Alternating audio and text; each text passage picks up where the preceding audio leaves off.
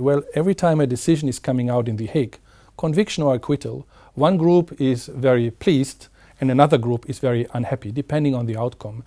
I think it very much shows that the underlying problems which were present in the communities in the former Yugoslavia before the war are still very much there.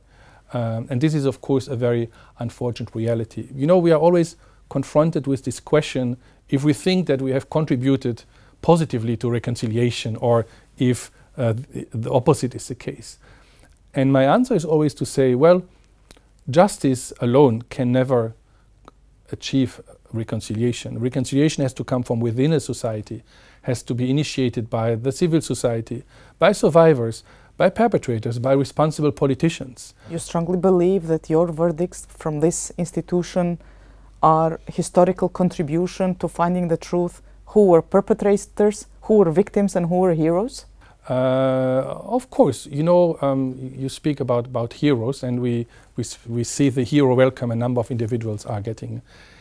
And they are considered as heroes because the different groups are saying, well, they were fighting to defend our people. Well, they've not been convicted because they were protecting their own people. They were convicted because they violated the Geneva Convention. If there is a war, there are a number of rules which have to be respected. So if an important number of individuals from all sides have been convicted at this tribunal, it's because they violated the Geneva Convention by executing prisoners, by destroying homes and villages, by forcibly displacing 10,000 and 10,000 of persons, by allowing the soldier to commit massive rapes against the other groups. That's why those individuals have been prosecuted. So there's nothing heroic about their attitude. And what we like to say is that, well, the only heroes we see are those survivors who, despite the fact that their family members have been killed, who are, for the last 25 years, living in very difficult circumstances because they are not getting compensation or reparation for the crimes they have committed, but they are still courageous enough to come to court and to testify against those individuals. We consider that those are the only heroes we see in the courtroom. This is only the end of one chapter. There are still, in Bosnia-Herzegovina alone, 5,000 individuals under investigations, many also in relation to Srebrenica. But I hope very much that it will give a sense of justice to the survivors. But I think the biggest challenge today is really the cooperation among those different countries. If I compare today the quality of cooperation between Bosnia-Herzegovina and Serbia, Bosnia-Herzegovina and Croatia, well, it is worse than a few years ago.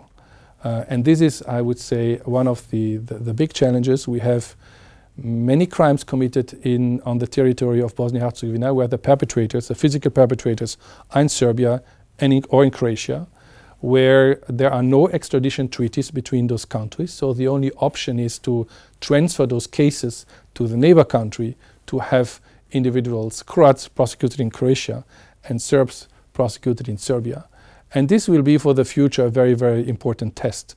I have today my doubts that the political climate is supportive enough, and I very much hope that the international community will watch these developments very, very closely and make it crystal clear to everyone that there is no alternative to regional cooperation, no alternative to prosecuting war criminals for the alleged crimes they have been committed.